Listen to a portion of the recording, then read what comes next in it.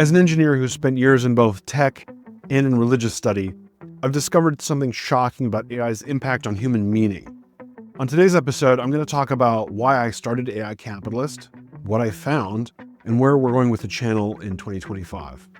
I'm Evan Goldstein. I'm a licensed professional engineer and a data scientist, and I'm making the AI Capitalist channel to talk to the leaders and the thinkers, like you, about navigating this new world of intelligent machines. So in this episode, I'm going to talk about what's coming to AI Capitalist in 2025. Now, I had the idea for this channel about 2 years ago, and I started actual production in May of 2023. And by January 1st of 2024, AI Capitalist had reached the seminal milestone of 4 subscribers. 4. And one of them was a friend of mine who subscribed out of pity.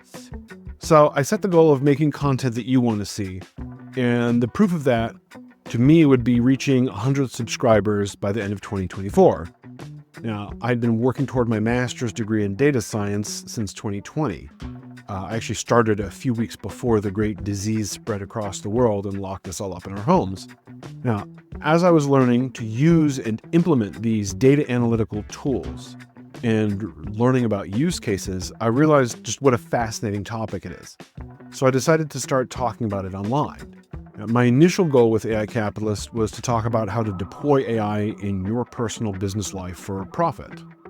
I figured that I could build up some interest and then maybe someday spin it up into a consultancy that would help business owners, i.e.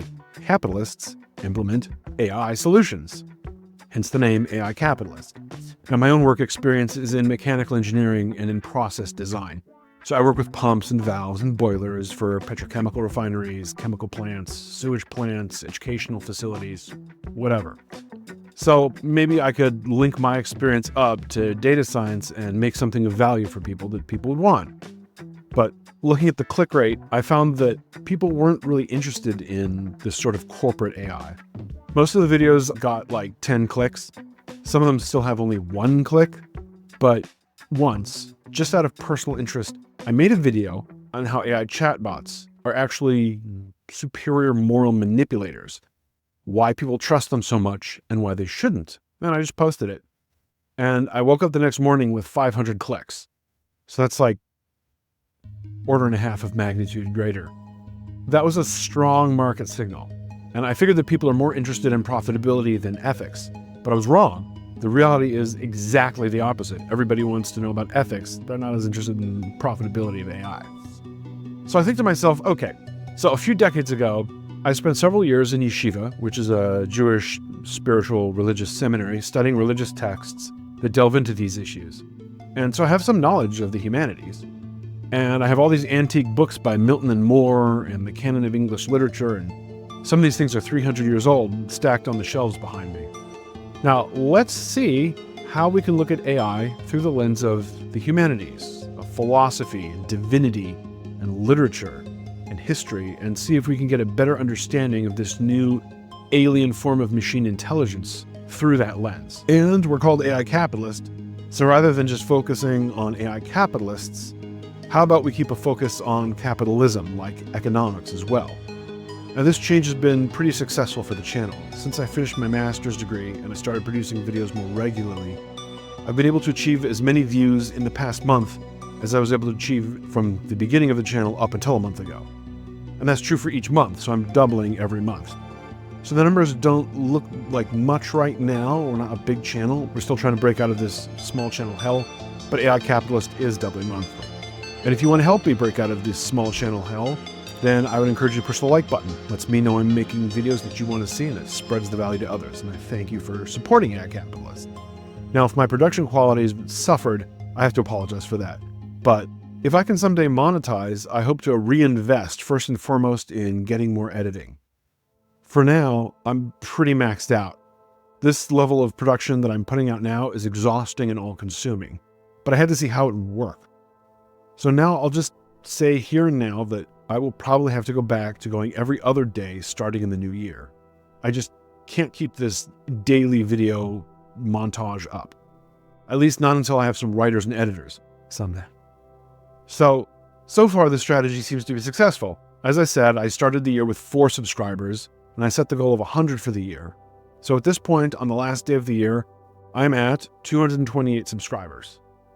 Now, one thing I noticed with that early successful video on manipulative AI chatbots is that the production quality was okay, but not great. If you look carefully, you can see my light reflected in the mirror behind me. The other approach that I've taken is to try to speed up production so that I can get more videos out there for you. Now, for the last 2 months, I upped from 1 video per week to 1 video every other day. And for the last week, over the holiday break, I thought I would run a little experiment and just run a video every day to see what happens. And it's been successful. Now, the question is, why? To answer that, let's look at painting. Now, I like making oil paintings. I make no claim to being a professional. I just really enjoy the sense of focus and purpose that I feel in creating something. It's the same sort of focus and purpose that I feel when I'm making these videos. So I wanted to up my game a bit. I wanted to learn about medium and color theory and composition, and I looked online for a course at a local university. Now, this was a few years ago, so I don't have the exact course description in front of me. But the basic idea of what I found was the course description was to teach to use art as a tool for promoting racial justice and equity. I wasn't interested in indoctrination. I just wanted to learn how to mix some colors, and I could choose what to paint myself and what message I wanted to spread myself. Maybe I didn't even want to make a message. I just wanted to make beauty. And this extends everywhere now, especially throughout the humanities. You have activist teachers or experts view their lecterns as pulpits to preach a puritanical form of anti-Westernism. Now, my time in yeshiva was in a non-Western environment in Jerusalem. And I'll tell you this, not living in the West taught me how much I like the West. But the loathing of Western culture that has taken root in Western institutions is really a manifestation of the crisis of meaning in the West. Nobody trusts you to be smart enough to form your own opinion anymore. Professors and thinkers have been replaced by activists and ideological gatekeepers. For example, there's a whole generation of supposedly educated people wandering around out there who don't know any history. They know that the failed Austrian artist was a bad man, but that's it. Either they have the anti-Western political indoctrination memorized, or they rejected it entirely and have embraced everything that the activists told them was bad out of spite. So, is it either George Washington was a slaveholder and therefore an awful guy, or George Washington was racist, and since the activists say that racism is bad, that must mean that racism is good. The fact that George Washington's contribution was leading the United States to victory in the Revolutionary War and his greatness was stepping down from the presidency when his term ended isn't considered relevant or really taught anymore. Everything's been politicized and polarized. In my experience, people aren't making decisions anymore because they've been deprived of the information that they need to make those decisions. But there's a genuine lack of knowledge and wisdom and understanding. Now, this level of nihilism leads to what's being called the crisis of meaning in the West. I'm hoping to bring some light through a series of interviews studying with Rabbi Ari Hart about viewing the spiritual changes that have been brought about by artificial intelligence and how people live and derive meaning from their lives and their actions. One of the other things that I've noticed is that the masters of technology seem to have made up their own religion after having eradicated classical Western religions. I'm actually working on an episode on this, but in short, they're preaching the idea of the singularity, the machine rapture, where AI and other technologies are going to be used to develop further technologies so quickly that we're going to be in an entirely new form of existence, sweeping away the old. What's the point of learning history, they would say, if history is no longer relevant to the future? The only way someone could find history irrelevant is if they don't know anything about it. The reality is that we've been here before, and the lessons of history as they apply to this new AI capitalist world are begging to be talked about. So in 2025, I'm starting a new series called Echoes of Tomorrow. I couldn't describe it, but here's the dramatic opener that I'm working on for the series. Throughout history, great transformations have reshaped civilization itself. Now we stand at the dawn of perhaps humanity's greatest change.